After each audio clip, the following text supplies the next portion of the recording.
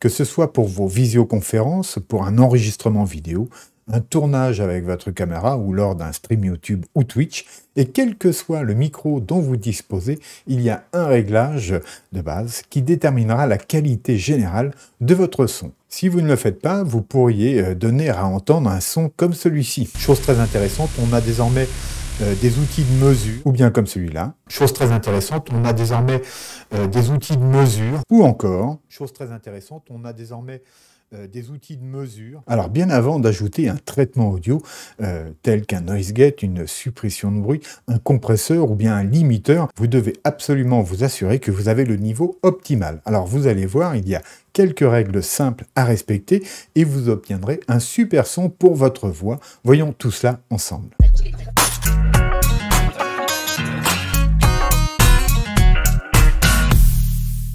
Bonjour, moi c'est Johan de la chaîne Johan Solutions Digitales et je présente des outils, des logiciels et des méthodes pour utiliser au mieux les outils digitaux pour communiquer. Sans plus attendre, voyons comment avoir le meilleur son possible, quel que soit le matériel utilisé. Je vous mets aussi un lien en haut, une vidéo qui vous explique comment en post-production normaliser au mieux votre audio pour les réseaux et plateformes.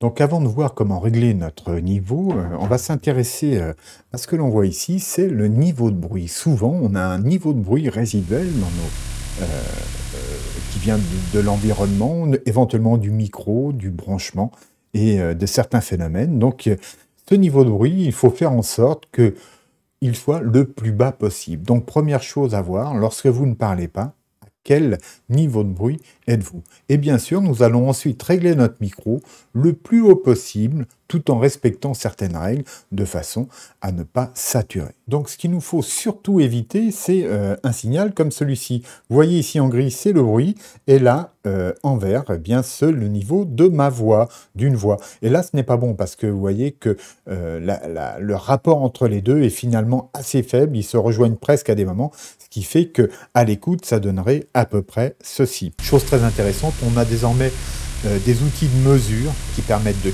Ouais, c'est pas très joli. Donc, ce qu'il nous faut faire, c'est cela. À présent, comme vous pouvez le voir, le niveau de ma voix se situe dans cette partie jaune qui est la zone de sécurité. Donc, plus haut je suis sur elle, plus j'éloigne ici le niveau de bruit qui se situe ici dans la partie grise. Donc, là, la qualité de l'enregistrement, de l'audio, sera bien meilleure, comme ici. Chose très intéressante, on a désormais des outils de mesure. Bien entendu, il faudra éviter d'aller dans cette zone rouge avant de poursuivre une petite interruption, car pour que la chaîne puisse se développer, j'ai besoin de votre aide et d'un peu de votre temps. Alors merci de cliquer ci-dessous sur le pouce vers le haut et ainsi que pour vous abonner si ce n'est pas déjà fait. Cela aidera beaucoup la chaîne et fera connaître ces vidéos au plus grand nombre. Et en plus de ça, cela me fait toujours super plaisir. Merci à vous. Et si votre signal allait au-delà de la zone jaune, comme ici, présent dans la zone rouge, eh bien, vous êtes dans la zone de danger. C'est-à-dire que vous avez des risques, comme vous le voyez ici, que le signal clip, c'est-à-dire qu'il sature, et que vous obteniez un audio tel que celui que je vous fais entendre à présent. Chose très intéressante, on a désormais des outils de mesure qui permettent de... Donc oui, ce type de saturation ne pourra pas être... nettoyer et vous offrez effectivement quelque chose de difficile à écouter à vos auditeurs et viewers.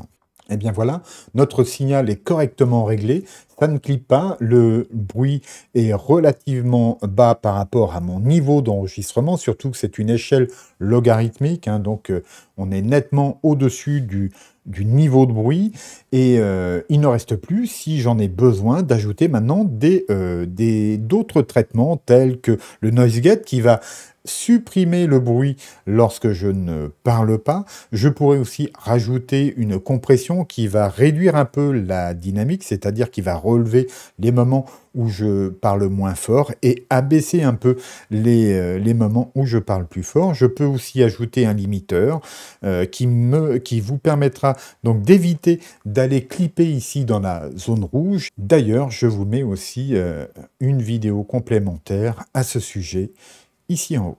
Vous voyez, c'est simple. En toute première chose, regardez bien votre niveau et amenez-le en zone de sécurité sans saturer.